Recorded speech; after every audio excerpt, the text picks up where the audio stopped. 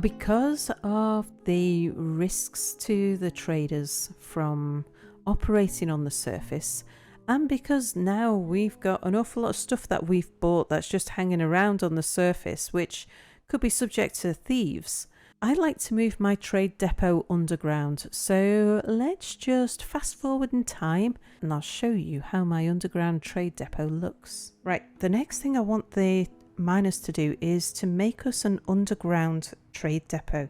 Let's toggle the markings. I'm going to tell them to dig out this area here.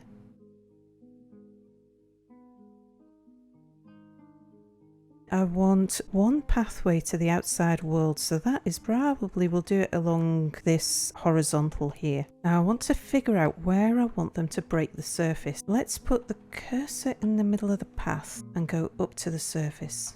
Don't want to go too close to the edge of the map. Probably around about there.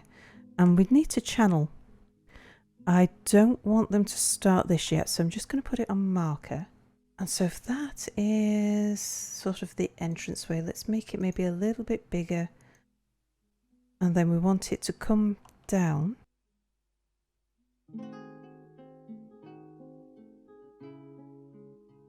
And keep on making ramps down. Aha, so that should channel straight down into the tunnel area. So let's remove the rest of the tunnel from here to here. Okay, we don't want to mine this area here because that's going to be channeled down into. And so now we can mark all of this.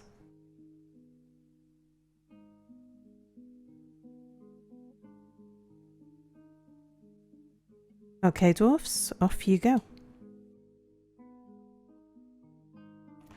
Oh yeah, we're going to want to make that a little bit bigger because that's where the trade depot is going to go. And then we're going to build some doors, and the doors are going to go here and here and here and here. Now when the dwarves get to the end of the tunnel, I don't really want them running across the surface to come and mine that area out. So what I'm going to do is to get them to dig a staircase upwards. Well, let's work out where we want to break the surface. We could do it, say, here would be good.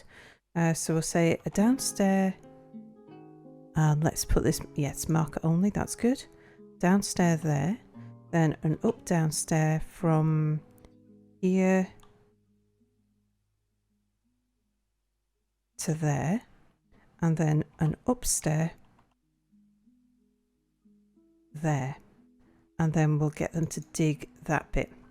Okay, now they can dig, switch it, toggle marker, they can dig that bit, and they can dig all the way up to the surface, but I don't want them digging anything on the surface just yet.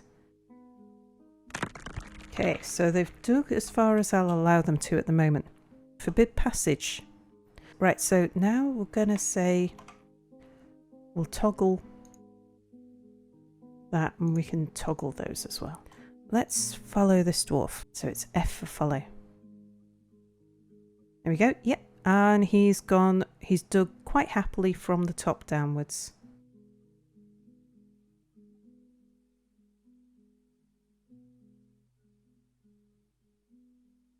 And now they're mining out the rest of that channel.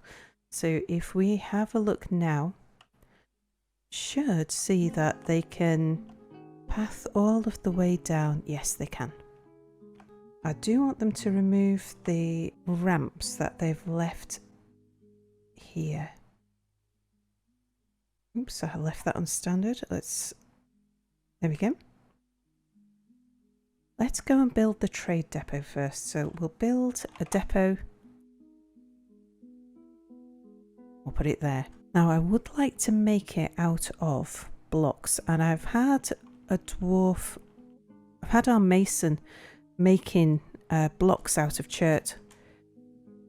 Right, we need to allow them to come through that hatch again. Now it's rather important that we know if something comes down here, we would want an early warning. And so our early warning system is going to be some dogs. So we're going to put a zone, we'll say from here to about there. Up here, pen pasture. And I'm going to move our breeding dogs down here, because it's less important now that they're guarding the storage room upstairs. Our minor dwarves are idle, so let's give them something to do. Right, I want them to dig out this room here. This is going to be our central control room, where we're going to control all manners of gates and levers. Okay, the trade depot is built. Let's have a look and see if that is an accessible depot. Yes, it is. We can see the path that the merchant's wagon would take. Let's just check that this point here, yes, that's green going up. All right. So now we can remove the trade depot from on the surface.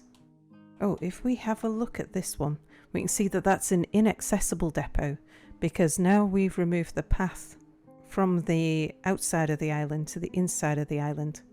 And it's really important to remove the inaccessible depot. The merchants get very, very confused if there's more than one depot. So let's talk about mechanics workshops. We'll put, it's B to build, W for workshops, and then mechanics is T.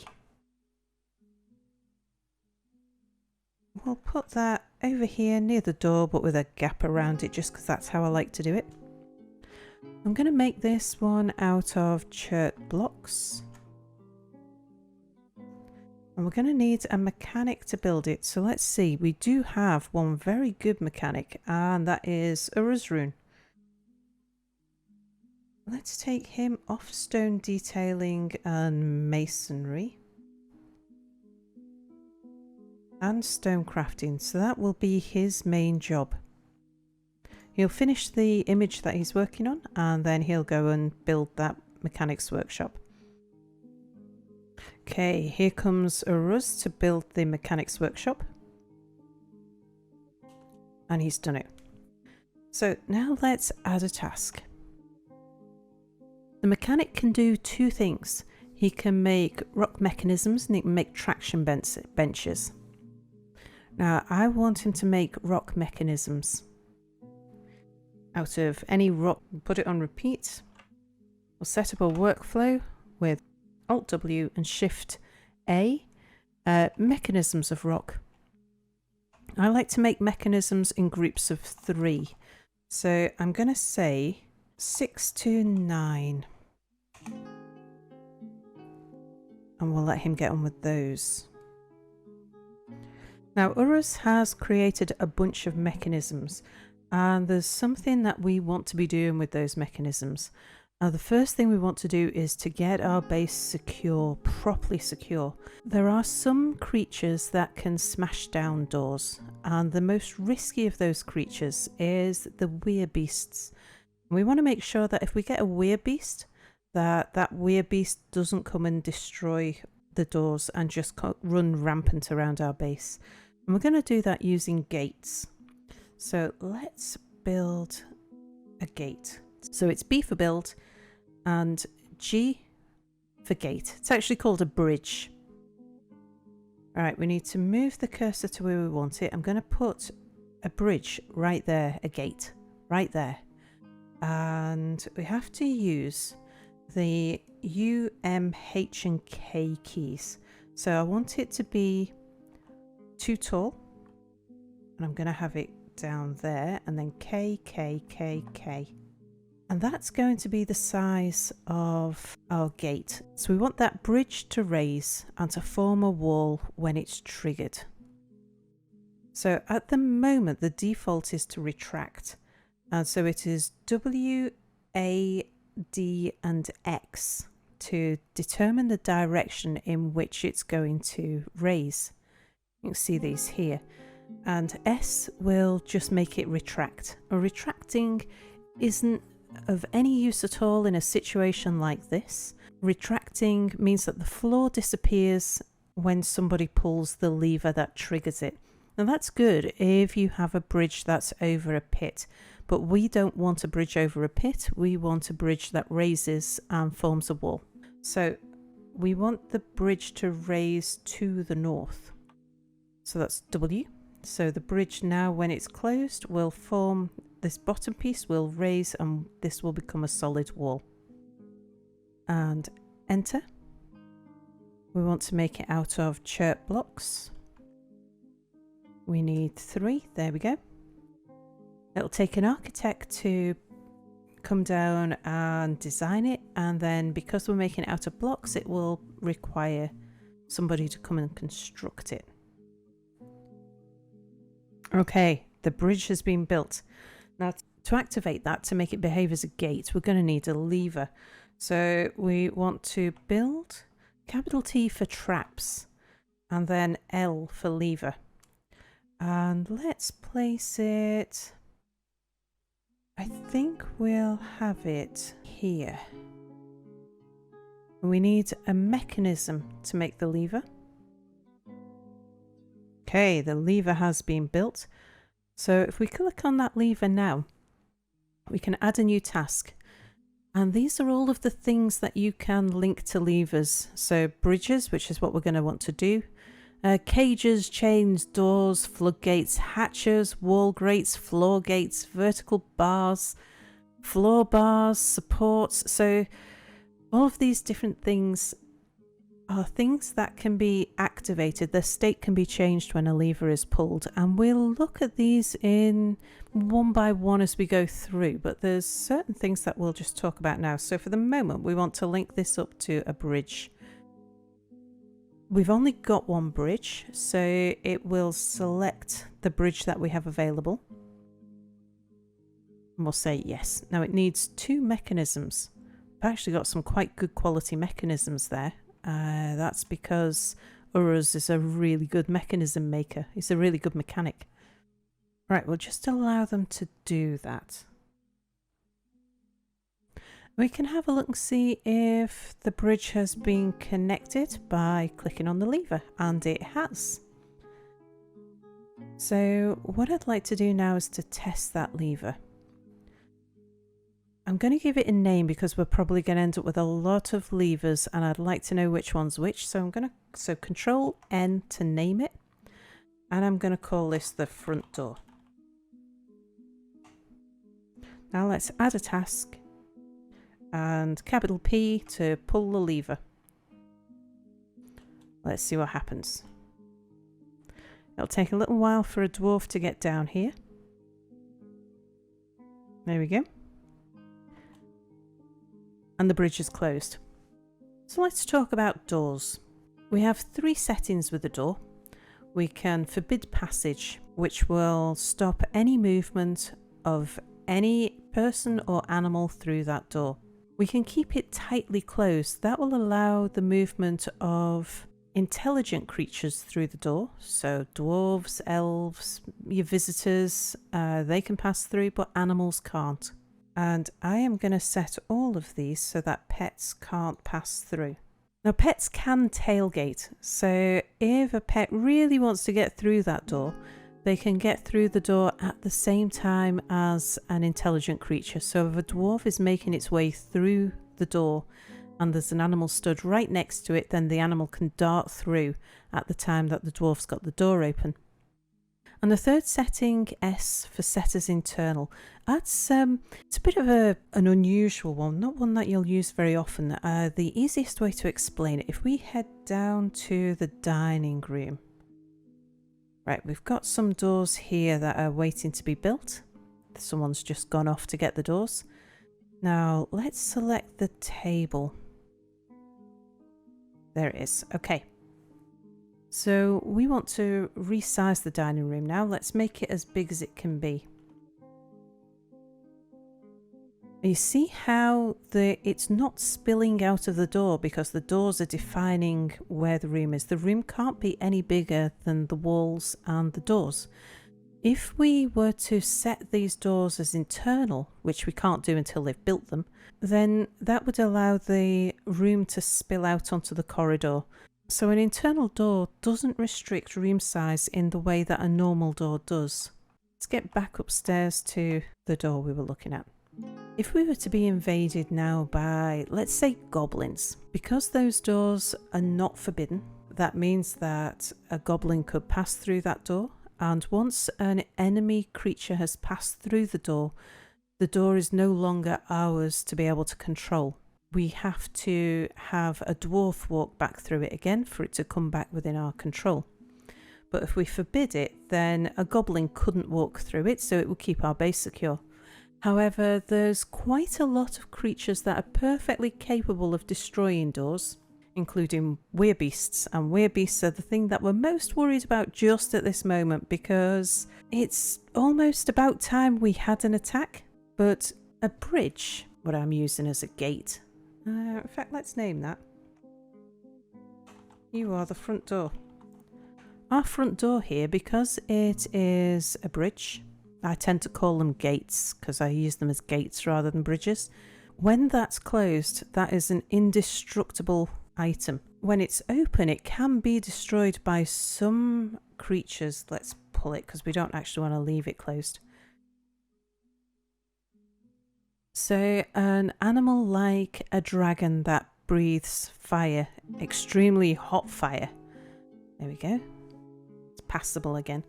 A dragon would melt that bridge with its fire. But when the bridge is closed, it becomes as indestructible as a wall or raw rock. So regardless of what touches it or what tries to destroy it, it'll never be destroyed by anything at all. It becomes an indestructible item, so they're very useful. I particularly like to use bridges as a security method on these tunnel systems. So I'm going to build another one out here right down by the end. So let's build G for gate.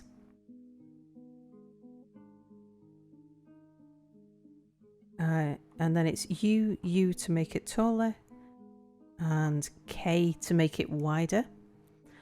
And I want it to raise towards the east, towards the right. So that's D to make it raise that way. And I'm happy with that. So enter to confirm, and we'll make that out of chert blocks. Just need 2 for a bridge that size.